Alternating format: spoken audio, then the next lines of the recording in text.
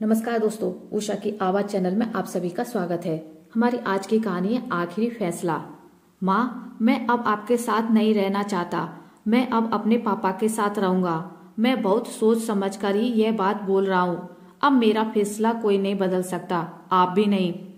यही मेरा आखिरी फैसला है। क्या गलती थी आखिर उनकी, जिन्हें आपने इतने बरस उनकी औलाद से भी दूर रखा और खुद भी उन्हें छोड़कर चली गईं, और मेरे मन में भी उनके खिलाफ नफरत का जहर भरती रही। कैसी बहकी बहकी बातें कर रहे हो तुम आयुष? क्या कह रहे हो तुम? मैं तुम्हारे बिना नहीं रह सकती। तुम मेरे बेटे हो और तुम्हारे पापा भी अब राकेश जी ही हैं।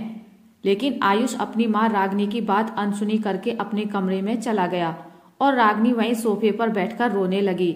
अभी 10 दिन पहले की ही तो बात है जब आयुष ऋषिकेश में अपने पापा से मिला था।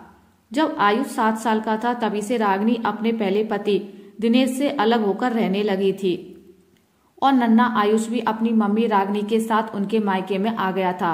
रागनी ने कुछ ही दिनों बाद एक बड़े बिजनेसमैन राकेश के साथ शादी कर ली थी, जिनका अपनी पहली पत्नी से तलाक हो चुका था। राकेश और आयुष के बीच भी कभी बाप बेटे वाला संबंध नहीं बन पाया था। राकेश ने रागनी से शादी तो कर ली थी, लेकिन कभी आयुष को दिल से नहीं अपना पाया था। आयुष जब भी अपने पापा के बारे में अपनी माँ से बात करता तो वो यही बताया करती थी, तुम्हारे पापा मुझे बहुत मारते थे। उन्होंने किसी और औरत के साथ शादी करके मुझे और तुम्हें दोनों को घर से निकाल दिया था। नन्हे आयुष के मन में अपने पिता के खिलाफ विद्रोह उमड़ आया था। अब वो 18 साल का हो चुका था और दिल्ली में रहकर ही पढ़ाई कर रहा था। वह इस बीच में एक बार भी अपने पापा से नहीं मिला था।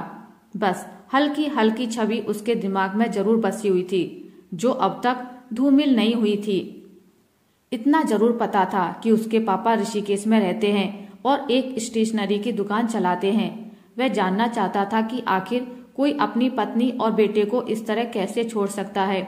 जैसे जैसे बड़ा होता गया उसके मन में अपने पिता से मिलने की उत्कंठा और तेज होती गई। आखिर एक दिन उसकी यह इच्छा पूरी भी हो गई। अपनी मम्मी के कुछ पुराने डॉक्यूमेंट में रखा हुआ उसे अपने पापा का एड्रेस मिल ही गया। इतने सालों में यह भी पता नहीं था कि वह वहीं रहते हैं या कहीं और चले गए। लेकिन फिर भी एक दिन अपने दोस्त के भाई की शादी के बहाने वह ऋषिकेश पहुंची गया।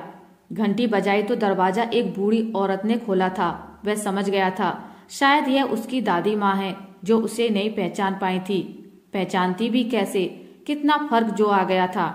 उसने बढ़कर उनके पैर छुए और बिना किसी भूमिका के अपना परिचय भी दे दिया और अपने आने का कारण भी बता दिया कि मैं केवल अपने पापा से इतना ही जानना चाहता हूँ। उन्होंने दूसरी औरत के चक्कर में मेरी माँ के साथ इतना गलत व्यवहार क्यों किया? क्यों अपनी औलाद के बारे में भी उन्होंने नहीं सोचा? दादी माँ तो एकटक अपने पोते को देखे जा रही थी और आंखों से आंसू बहे जा रहे थे। दिनेश भी अपनी माँ के पीछे पीछे दरवाजे तक आ गया था। किसी को अपनी आंखों पर यकीन ही नहीं आ रहा था कि उनका खून उनके सामने इतने समय बाद आकर खुद खड़ा हो गया। उन्होंने बढ़कर अपने पोते को गले लगाया और बताया, तुम्हारे पापा ने तुम्हारी माँ को कभी धोखा नहीं दिया, बल्कि रागनी ही अपनी मर्जी से उसे छोड़कर गई थी, क्योंकि उसकी ख्वाहिशें बहुत ऊंची थी। वह बात बात में तुम्हारे पापा को उनकी कमाई के लिए ताना दिया करती थी। वो चाहती थी दिनेश उसके साथ अपने माँ बाप से अलग होकर रहे और दिल्ली में ही उसके पापा के साथ बिजनेस करे। वो आए दिन अपने मायके में ही रहा करती थी, लेकिन फिर भी तुम्हारी वजह से उससे कभी तकरार नहीं करता था कि कहीं वह तुम्हें लेकर अपने मायके ना चली जाए। लेकिन एक दिन उसने एक बड़े बिजनेसमैन राकेश के साथ शादी करने का ऐलान कर दिया, जो अपनी पत्नी को तलाक देकर शादी करने के साथ साथ तुम्हें भी अपनाने के लिए तैयार था। हम सब अंदर तक टूट चुके थे।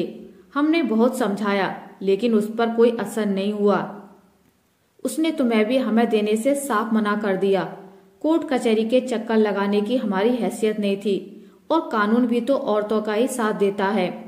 हम जानते हैं हर हाल में हमारा बेटा ही गलत ठहराया जाएगा, इसलिए तलाक भी तुरंत हो गया था। उसके बाद आज तक मेरे बेटे ने पीछे मुड़कर नहीं देखा। हाँ, तुम्हारी याद बहुत आती थी। दादी माँ ने उसे उसके बचपन की कितनी फोटो दिखाई, जो अब तक उनके कमरे में लगी हुई थी। तुम्हारे दादाजी इसी गम में बीमार रहने लगे थे और कुछ ही दिनों बाद हृदय गति रुकने से उनकी मृत्यु हो गई। हमेशा औरत ही सही नहीं होती है, सिक्के के दो पहलू होते हैं बेटा। तुम्हारे पापा का केवल यही कसूर था कि वह अपने माँ बाप को छोड़कर नहीं जाना चाहता था। हमने तो बहुत कोशिश भी की थी कि वह हमारी वजह से अपनी गृहस्थी खराब ना करे, लेकिन वह अपनी जिद पर अड़ा रहा। उसकी जिंदगी में तुम्हारी माँ के सिवा कभी दूसरी औरत नहीं आई। और अगर अभी तुम्हें हम पर यकीन ना हो तो अपनी माँ से जाकर सब कुछ पूछ सकते हो। अब तुम बड़े हो चुके हो, सही गलत का अंदाजा लगा सकते हो। अपने पापा और दादी माँ के आंसुओं से उसे इस बात की गवाही मिल गई थी कि वो सच बोल रहे हैं। फिर भी वह एक बार अपनी माँ से सब कुछ सच जानना चाहता था।